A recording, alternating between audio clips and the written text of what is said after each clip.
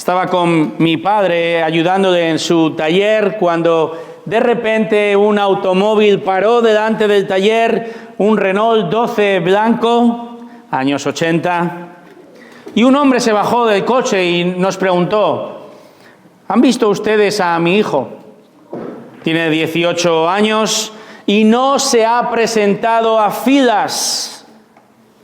Le han declarado prófugo del servicio militar. Bueno, en ese instante o ese día aprendí varias cosas como niño. Primero, que este joven le iba a caer una buena por parte de su padre y probablemente de la autoridad militar también. Aprendí también que el ejército en aquella época llamaba a los hombres a hacer el servicio militar, la mili que quizá alguno de vosotros habéis hecho. Y también aprendí qué significaba la palabra prófugo. Prófugo es un joven que huye o se oculta para evitar su responsabilidad de cumplir el servicio militar. Este joven había sido llamado a filas y se había ido en otra dirección. En Hechos 13 encontramos también un llamado a filas. Pero no es un llamado a filas militar, sino es un llamado a filas espiritual. Y tanto la iglesia como los hombres que Lucas, el autor, menciona en este texto no son prófugos. No evitarán su responsabilidad, sino todo lo contrario. Ahora, ¿cuál es su responsabilidad?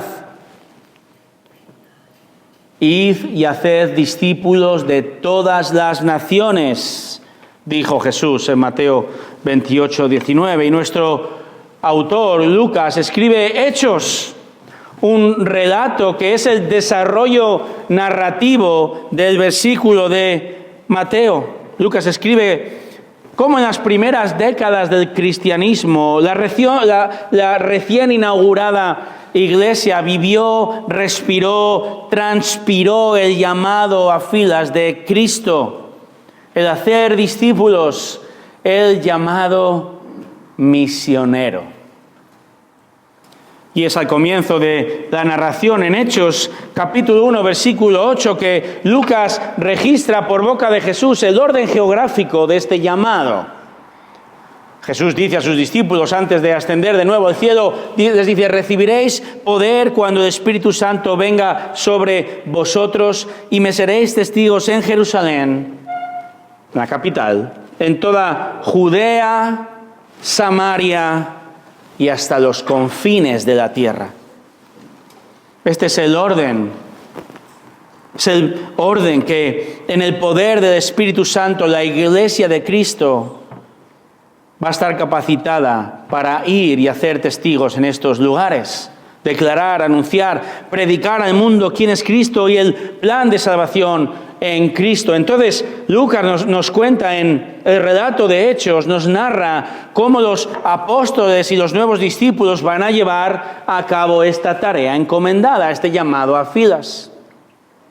Recordamos, estamos en el capítulo 13, pero los primeros 7 capítulos de Hechos vimos cómo la predicación del Evangelio se centró específicamente en un lugar concreto. ¿Cuál? Jerusalén, ¿verdad? Allí comienza, ahí se funda la primera iglesia. Allí miles de judíos son salvos, pero la cosa no queda allí. A partir del capítulo 8 hasta el capítulo 12, Lucas ha narrado la obra del Espíritu Santo extendiendo el Evangelio en Judea y en Samaria, parte norte, más allá de Jerusalén. Y él ha mostrado la gloriosa realidad de que Cristo vino a salvar. No solo vino a salvar a los judíos, sino que Cristo ha venido a salvar a gente, como hemos cantado, de toda lengua y nación, al gentil, a ti y a mí. Y fue en el capítulo 11 donde Lucas nos presentó a otra iglesia, la primera iglesia con mayoría gentil, no judía.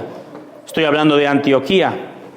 Esto nos coloca ahora en una nueva sección, en un nuevo periodo, porque comenzando desde este capítulo 13 hasta el final de Hechos, capítulo 28, vamos a ver la expansión del Evangelio hasta lo último de la tierra, en este caso hasta el Mediterráneo y más allá. El capítulo 13 marca un punto de inflexión, el comienzo de la misión de Cristo al resto del mundo, el llamado a filas, la misión de anunciar el Evangelio, hermanos. Y este llamado es un llamado inexcusable, es un llamado ineludible 2000 años después, hoy. Porque no es una opción, es una responsabilidad. Es el ADN de la Iglesia, debe serlo para nosotros como Iglesia. Así en esta mañana, desde este texto vamos a ver dos rasgos ineludibles, inexcusables de una iglesia que responde al llamado a filas misionero, el llamado del Espíritu Santo. Sí, vamos a ver que la iglesia que responde, versículos 1 y 2, es una iglesia preparada. Es una iglesia preparada. Fíjate el versículo 1, de nuevo. En la iglesia que estaba en Antioquía. Ya la semana pasada vimos un poquito de Antioquía, ¿verdad? Una próspera ciudad, la tercera ciudad más grande del Imperio Romano, al norte de Israel, esta ciudad de 500,000 de habitantes, era conocida por ser Las Vegas del mundo antiguo en esa época, ¿verdad? Depravación. Con todo, los creyentes que estaban huyendo de la persecución que surgió en Jerusalén, en lugar de esconderse y callarse, fíjate lo que dice el capítulo 11, una página más atrás, verso 19, los que habían sido esparcidos a causa de la persecución que sobrevino cuando la muerte de Esteban llegaron hasta Fenicia, Chipre y Antioquía. Aquí está, hermanos, el ejemplo de creyentes que comprenden el llamado a filas, que saben que son soldados de Cristo, impulsados por el Espíritu Santo a hacer discípulos sin importarles de ir de Guatemala a Guatepeor. Están anunciando al Señor Jesús en esta ciudad gentil y depravada, pero fíjate, 11:19, la mano del Señor estaba con ellos y gran número que creyó se convirtió al Señor. En Antioquía, hermanos, ocurre una explosión espiritual, un verdadero avivamiento, un avivamiento bíblico, un crecimiento grande en un breve periodo de tiempo, hasta tal punto que la iglesia en Jerusalén envía a Bernabé a ver qué está ocurriendo, a animar, a exhortar, a enseñar desde las Escrituras a estos nuevos convertidos. Y que, viendo la ingente tarea y apasionante tarea de enseñar, ¿sabéis lo que hace? Va a fichar a Pablo, a Saulo, ¿verdad?, al equipo. Y ambos, 11:26, durante un año enseñan a la iglesia. Qué increíble haber pasado ese curso escolar con Bernabé y Saulo, ¿verdad? ¿Quién quisiera a Bernabé y Saulo? Gigantes de la fe enseñando la palabra de Dios. ¿Qué ocurre? El fruto no se hace esperar, como vimos la semana pasada. No solo Antioquía ayuda ahora económicamente a la iglesia en Jerusalén debido a la hambruna, sino que su crecimiento espiritual hace que esta iglesia esté preparada sin saberlo, preparada para el siguiente paso. Antioquía va a estar preparada para el llamado a filas misionero. Versículo 1 de nuevo. En la iglesia que estaba en Antioquía había profetas y maestros: Bernabé, Simón llamado Níger, Lucio de Cirene, Manaén, que se había criado con Herodes el tetrarca, y Saulo. Fijémonos, Lucas no dice simplemente allí se congregaban estos hombres, aquí son algunos de ellos. No, sino que está especificando expresamente, nos da dos datos importantes. Primero habla de los dones que tienen estos hombres. Y luego habla del nombre y del contexto de estos hombres. Fíjate lo que dice el texto. Mira conmigo, por favor. Dice, en esta iglesia había profetas y maestros. Esto muestra, hermanos, la rapidez con la que la iglesia dio fruto espiritual estando expuestos a la enseñanza de Pablo o Saulo y Bernabé. El Espíritu Santo había dado dones en Antioquía, concretamente habla de profecía y enseñanza. ¿Qué es la profecía? La profecía es un don espiritual.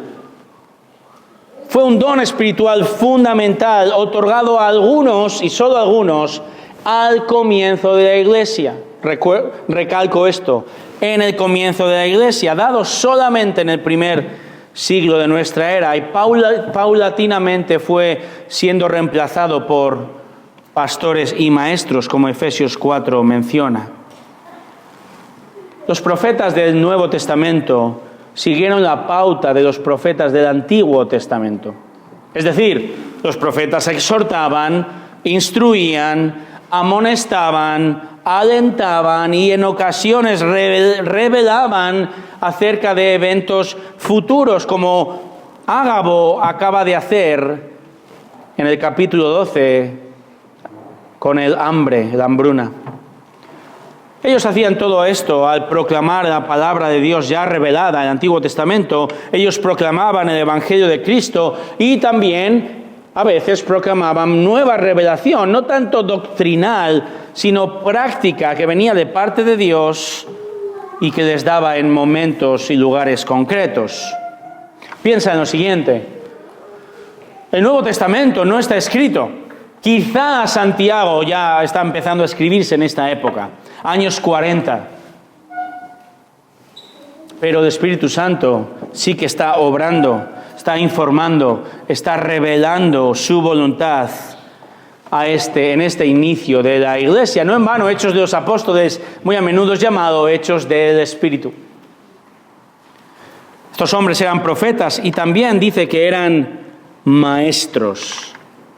El énfasis del don espiritual de los maestros, que aún es vigente hoy, reside en la edificación de la iglesia desde la palabra ya revelada. Es decir, enseñar, ayudar a entender a los creyentes la palabra de Dios. ¿Todo esto con qué fin? Con el fin de la edificación de la congregación. La edificación del cuerpo, para preparar al cuerpo a servir, para llamarlos a filas para la obra del ministerio, tanto en el servicio dentro de la iglesia local como más allá. El Espíritu Santo da dones para la edificación de su iglesia y entonces la iglesia ha de prepararse, ha de crecer, ha de dar fruto con este crecimiento que se debe de traducir en servicio unos a otros. Si eres cristiano, tienes un don espiritual. Enseñanza, servicio, misericordia, generosidad, evangelismo, exhortación, gobernar, administrar, etcétera, etcétera. Tu don espiritual fue dado en el momento de tu conversión, cuando creíste. Y fue dado para una tarea determinada. ¿Cuál? La edificación del cuerpo. En un contexto determinado, tu iglesia local, este cuerpo. Voy a repetirlo. Dios Espíritu Santo te dio un don espiritual para la edificación del cuerpo, de tu cuerpo específico, tu iglesia local. Y lo repito porque suele haber mucha confusión con el tema de los dones, ¿verdad? No es el tema que nos ocupa, pero tristemente el tema de los dones espirituales es un poquito como ocurre con el fútbol en nuestro país, por lo menos. Todo el mundo habla, todo el mundo opina, todos somos los mejores entrenadores o mejores entrenadores que el entrenador del equipo, y pocos juegan verdaderamente al fútbol. En el caso de los dones, por décadas, por siglos se habla, se debate, se pelea de un lado, del otro, siguen, no siguen, pero pocos juegan, pocos sirven unos a otros, entienden el servicio en su iglesia local.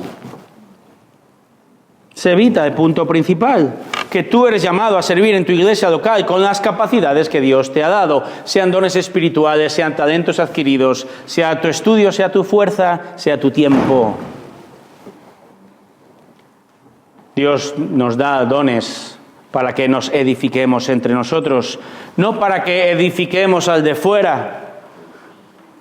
No para que sirvas tampoco, por cierto, primeramente en un ministerio llamado paraeclesial, fuera de la iglesia local, no, sino para que sirvas en tu iglesia. Aún el propio evangelismo, que está así enfocado en el no creyente, ha de estar bajo el amparo, bajo la dirección de tu iglesia local.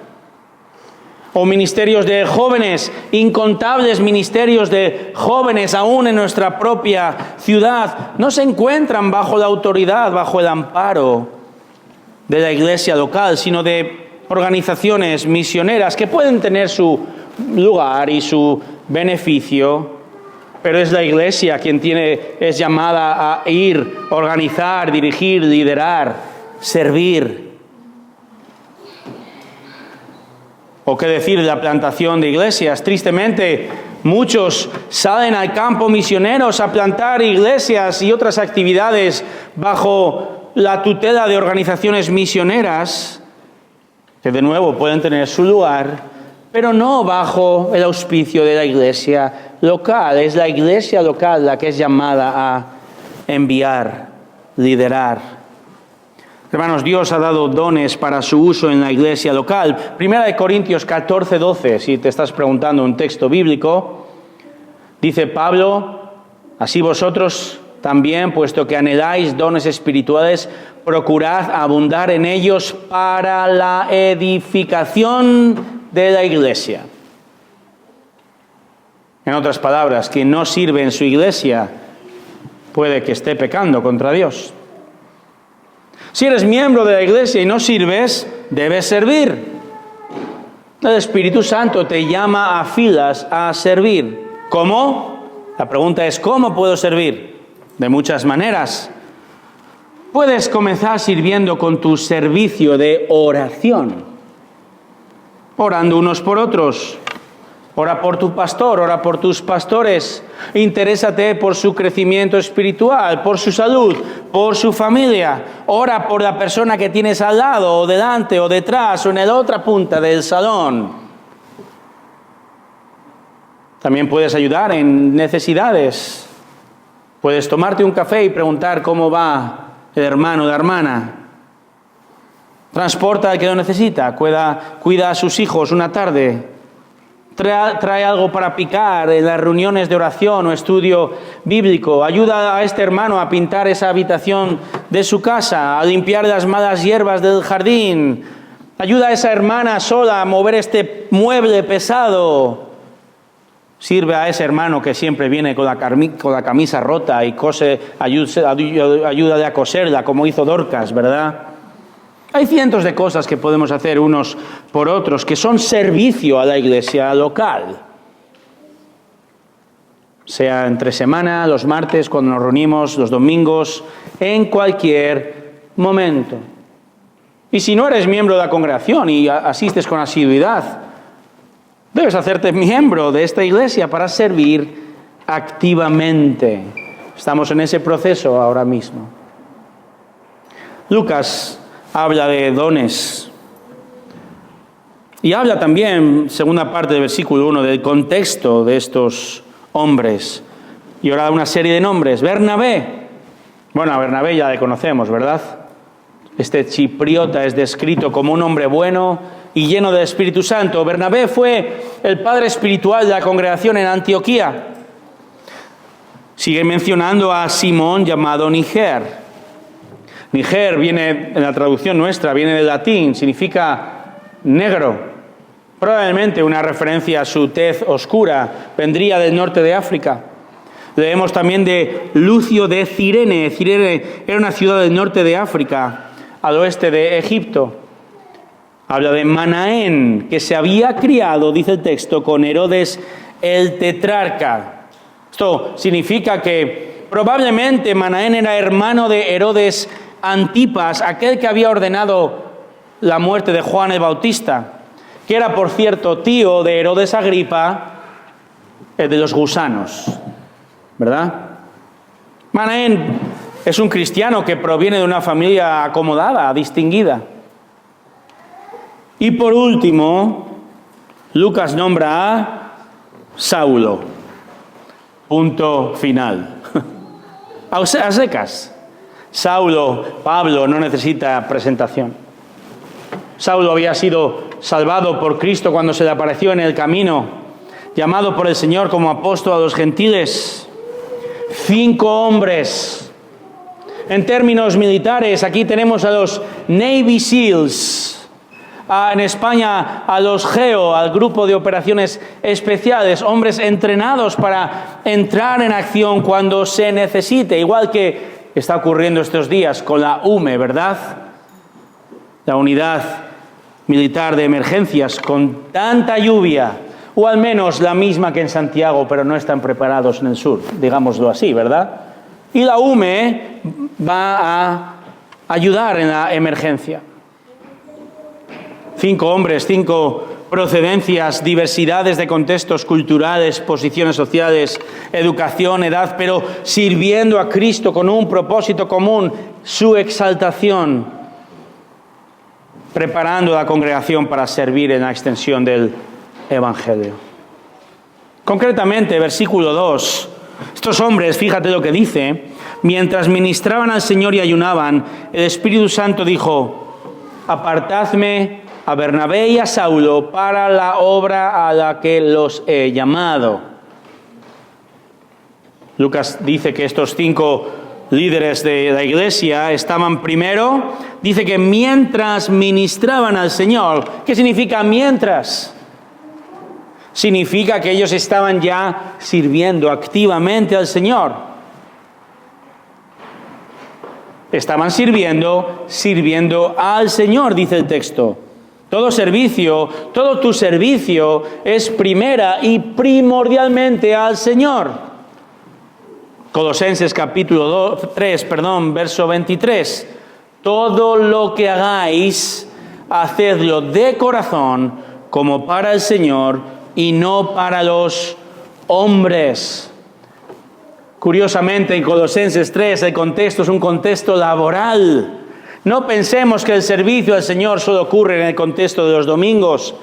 En tu trabajo sirves al Señor trabajando para Él. Ministraban al Señor, dice segundo, que estaban ayunando. El ayuno se menciona 2 veces en este pasaje. Era una práctica habitual en el contexto judío que la Iglesia parece que continúa. El creyente Tertuliano decía: alimenta las oraciones con el ayuno. ¿En qué consiste el ayuno? No es el ayuno intermitente que conocemos hoy en día, ¿verdad?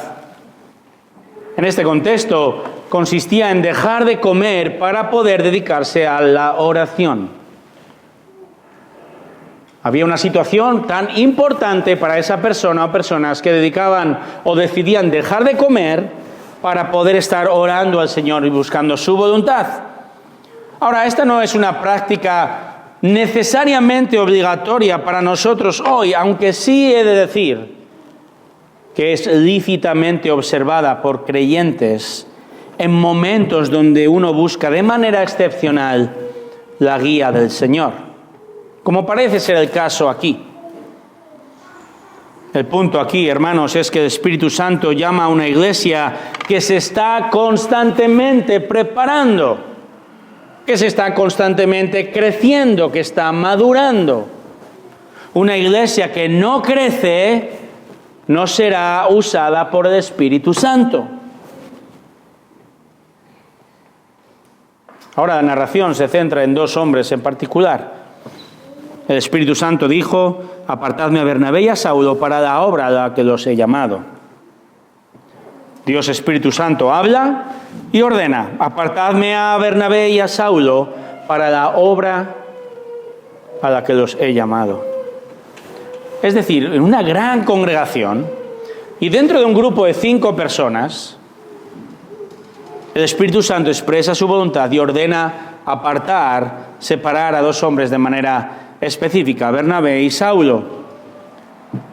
Permitidme estirar la analogía militar. De entre los soldados entrenados, el Espíritu Santo escoge a 2 francotiradores, Bernabé y Saulo. Dios está llamando a Filas a la iglesia de Antioquía, específicamente a 2 hombres, para que la iglesia se convierta, hermanos, en un referente misionero, en el primer referente misionero por el Mediterráneo. Esta iglesia va a dejar ir a sus 2 mejores hombres. Los llama a Filas el Espíritu, a un servicio, a una obra específica. Y observad el texto. ¿De quién procede el llamado? ¿Viene de algún hombre? ¿Qué dice el texto? El Espíritu Santo. El llamado al servicio procede de Dios, no de los hombres. La iglesia no selecciona a estos hombres, Dios lo hace. El Espíritu Santo, hermanos, es soberano sobre una iglesia que se prepara. Y es Dios, Espíritu Santo, quien escoge de esta iglesia preparada a 2 hombres preparados que ya están sirviendo. Que ya están sirviendo. ¿Acaso sería lógico que Dios escogiera de entre cristianos ociosos y pasivos? No, Dios usa soldados que están en forma, que practican, que entrenan, que mejoran, que crecen constantemente.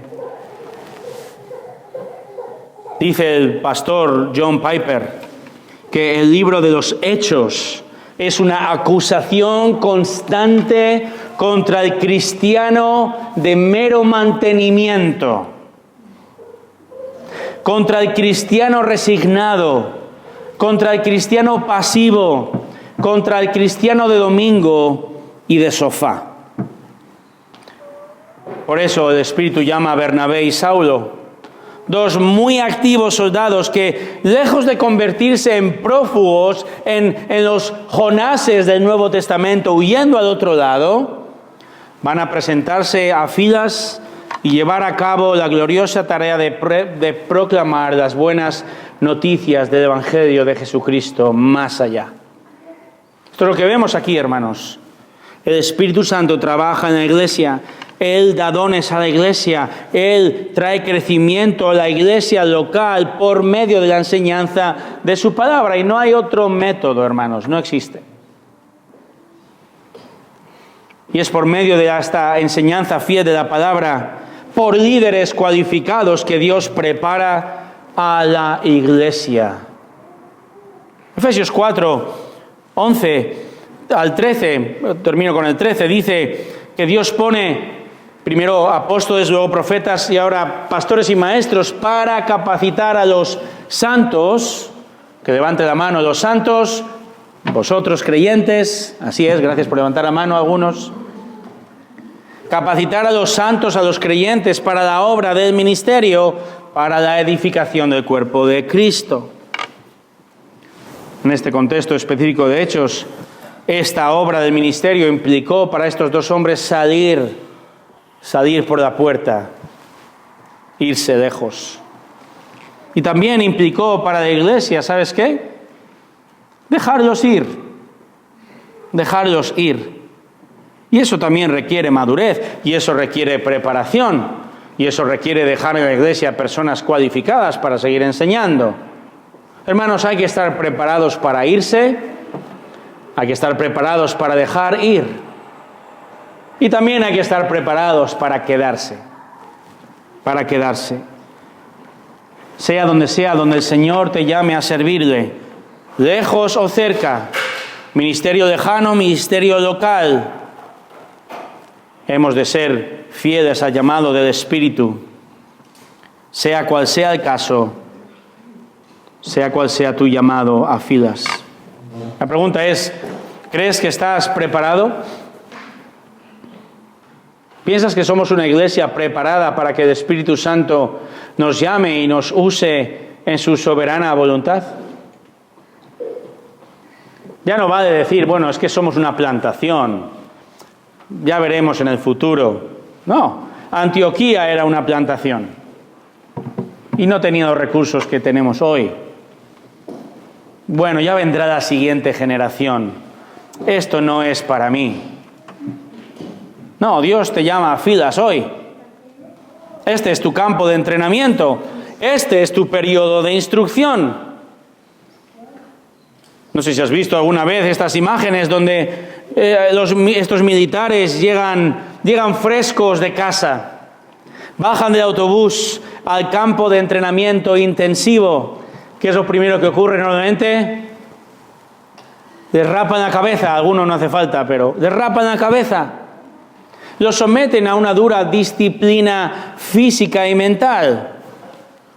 Quien quiera convertirse en marine ha de pasar, entre muchas cosas, 13 semanas de una muy exigente disciplina. Oía de una prueba extremadamente dura para convertirse en un marine.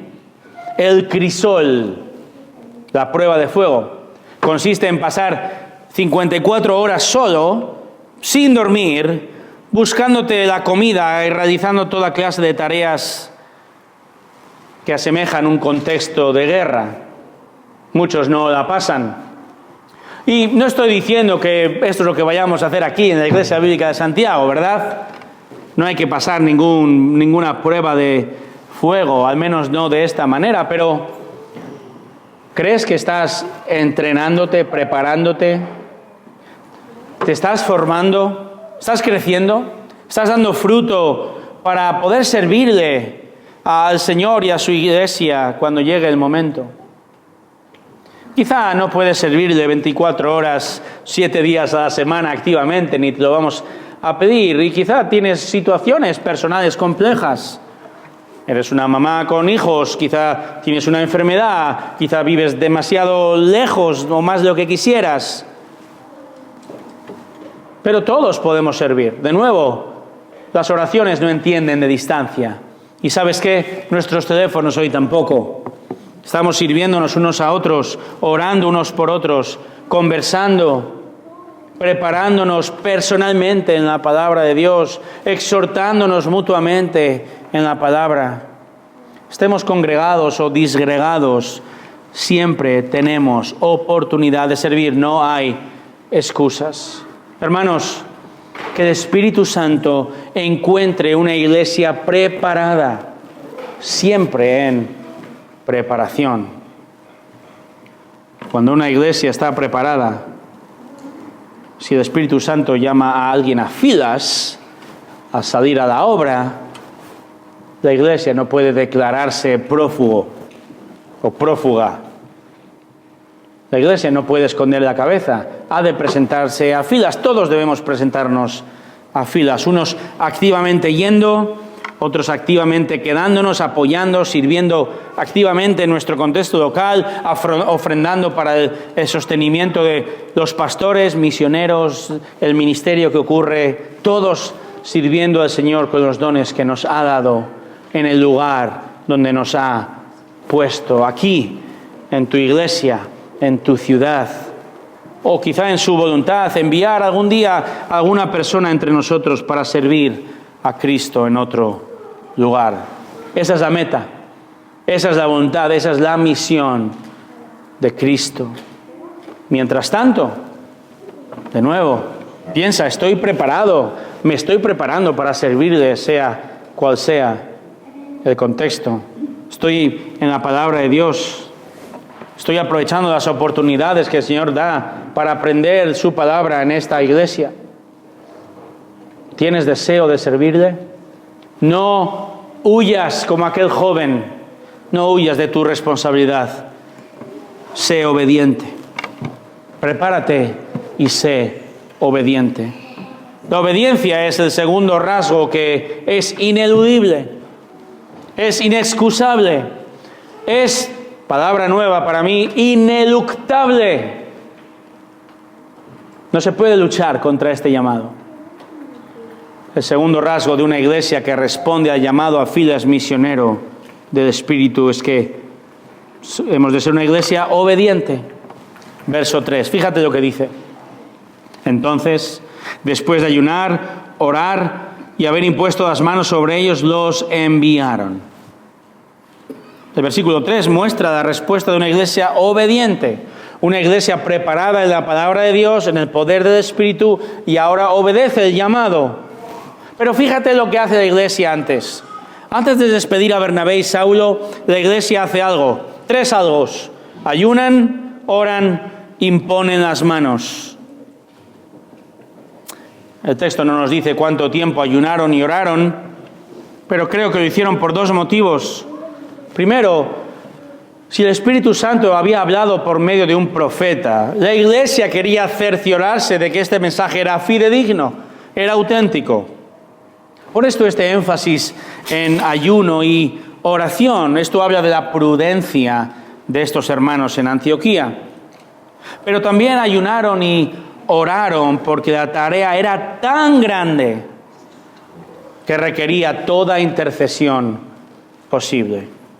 Que 2 hombrecillos a los ojos del mundo salgan a lo largo y ancho del Mediterráneo a predicar un mensaje ofensivo como es el mensaje de Cristo necesita toda oración posible. Por eso esta iglesia, joven pero madura, dedicó tiempo a interceder, porque sabían que sin la asistencia de Dios no hay éxito posible en nada. En nada. La iglesia debe orar y pedir la ayuda del Señor de la iglesia.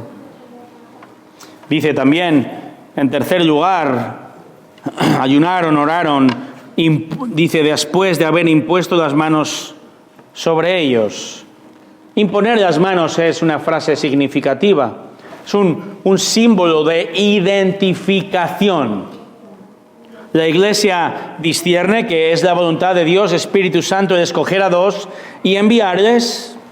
La iglesia no decide, la iglesia confirma el llamado, porque de nuevo Dios llama, Dios envía. La iglesia lo ve, lo confirma y se identifica imponiendo las manos. Y poner las manos no es nada mágico, no otorga ningún poder especial a estos hombres.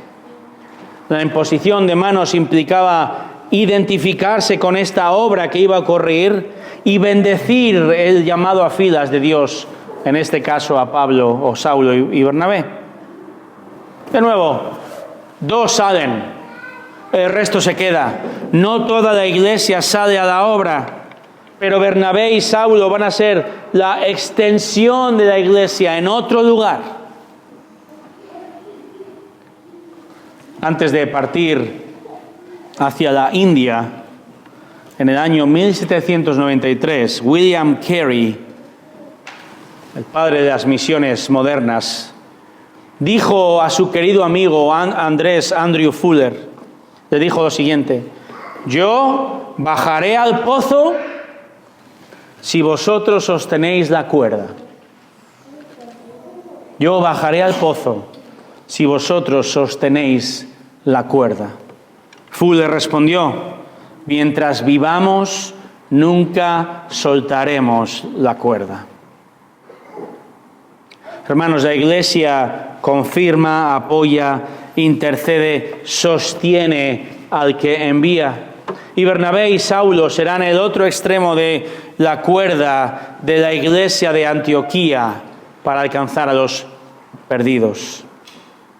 El verso 3 acaba con un verbo, una cuarta acción: los enviaron. Más que enviarlos, es el Espíritu Santo el que envía, como dice el verso 4, enviados por el Espíritu Santo. Esta palabra enviados significa o implica despedir. y se utilizaba para expresar el soltar algo. La iglesia, podemos decir, los dejó ir. No sé si alguna vez has sujetado un pajarillo en tus manos, un gorrión, un jilguero. Por mucho que quieras tenerlo, protegerlo, alimentarlo, el lugar apropiado de este pajarillo, ¿sabes qué? No son tus manos. Debes soltarlo para que vuele y siga su curso natural. Y en un sentido, la iglesia de Antioquía dejó de ser ese lugar apropiado para Bernabé y Saulo. Ellos dos ahora tenían un curso natural dado por el Espíritu Santo, y la iglesia soltó a Bernabé y Pablo como un barquito deja al niño y lo suelta para que siga la corriente del río, soltados a la voluntad y la gracia de Dios. Hechos 14:26, el siguiente capítulo, allí informa del final de este primer viaje misionero que duró 3 años. Allí dice 14:26 que estos hombres volvían ahora de nuevo a Antioquía a informar, a rendir cuentas, y volvían, dice, a la iglesia donde habían sido encomendados a la gracia de Dios para la obra que habían cumplido. Antioquía los encomendó, los dejó ir, los envió a realizar el encargo, la misión, el llamado del Espíritu Santo. Pero solo una iglesia preparada puede obedecer la voluntad de Dios, ¿verdad? Y lo puede hacer por las motivaciones y razones adecuadas. Y obedecer conociendo bien qué se espera del que se envía. No se envía a cualquiera, ¿verdad? No se envía al primero que aparece por aquí. Antioquía sabía que Bernabé y Pablo no se iban de crucero por el Mediterráneo. Lo sabían porque ellos tenían un carácter probado. La iglesia tenía la certeza de que todo lo que ellos hicieran y dijeran, de la certeza de que el evangelio que ellos iban a estar predicando era el mismo que ellos predicaban en Antioquía y vivían, pero iba a ocurrir en otro contexto. Antioquía estaba preparada, dispuesta, hermanos, a pagar el precio y soltar a sus mejores hombres, a su familia. La iglesia obedeció el mandato del Espíritu de crecer en la palabra, de tomar decisiones maduras y de enviarles a la obra que se convertirá en el primer viaje misionero. Nunca sabré qué ocurrió con aquel padre buscando al prófugo joven, a este hijo que rehuyó su llamado a filas. Quizá hoy es un alto mando del ejército, no lo sé. Pero sí sé que este texto, hermanos, nos enseña que Dios desea usar a iglesias preparadas y a iglesias obedientes para llamarnos a filas y servirle en su misión. Sea como en el contexto de Hechos, yendo, sea quedándose y sujetando la cuerda, sea donde sea lo que el Señor nos llame a hacer, no rehuyamos nuestra responsabilidad. No nos ausentemos cuando el Señor nos llama. Hermanos, que este texto sirva como una acusación contra el cristianismo de mero mantenimiento, contra el cristiano resignado, acomodado, el cristiano condescendiente. Esto debe ser nuestro ADN, el servicio allá o acá, desde el momento en que nacemos de nuevo. Hablando de militares y de guerra, se dice que los espartanos crecían para la guerra. Este temible pueblo en la península del Peloponeso en el siglo V a.C. practicaba una educación llamada el agogé, ¿Qué significa esto? El agogé era un sistema educativo obligatorio dirigido por el Estado que formaba a los niños. Hasta aquí todo bien, igual que los nuestros, ¿verdad? La educación obligatoria desde primero de primaria. Ahora, en Esparta se formaba a los niños en disciplinas físicas y militares desde los 7 años. Ser espartano era sinónimo de ser un soldado de por vida. El historiador Plutarco dijo lo siguiente de ellos: ningún hombre tenía permitido vivir como quisiera, sino que fuera en su ciudad como en un campamento militar. Siempre tenían un régimen prescrito y una ocupación en el servicio público, considerando que pertenecían por completo a su patria y no a sí mismos. En otras palabras, no existían los espartanos de mero mantenimiento. No existían espartanos pasivos y resignados. Y hermanos, tampoco existen o deben existir cristianos resignados. Nosotros, hermanos, pertenecemos por completo a la patria celestial y como tales somos llamados a obedecer las órdenes de Cristo, las órdenes del Espíritu Santo para hacer lo que Él quiere que hagamos. Y permíteme este inciso, pero si tú estás aquí y estás pensando en qué es lo que estamos hablando en esta reunión, y si tú estás aquí y nunca te has planteado obedecer al Señor, quizá es porque realmente no le conozcas. Y tu primera misión, tu primer llamado a filas no es ir y servir, o venir y servir, diría, sino que tu primer llamado a filas es el del arrepentimiento, el de pertenecer a la nación de Cristo, al pueblo de Dios, a la familia de Dios. Y esto solo es posible si crees en Jesucristo como tu único y verdadero Salvador.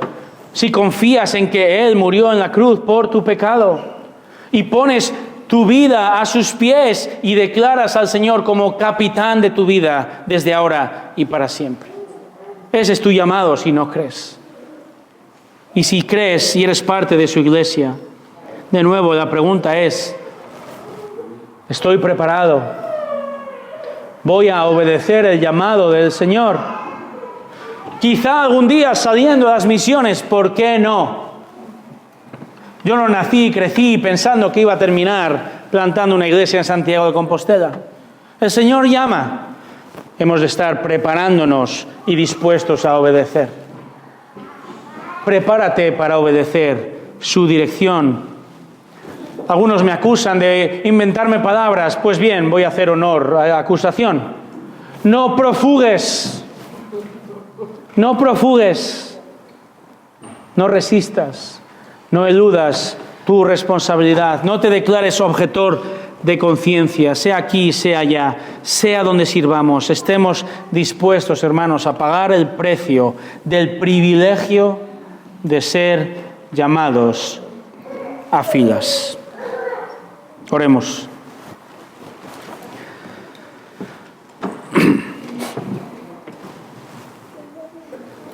Señor, Padre, tú sabes que mi preocupación esta semana es que este llamado parezca muy lejano o la congregación piense que se trata solo de uno o dos de la congregación.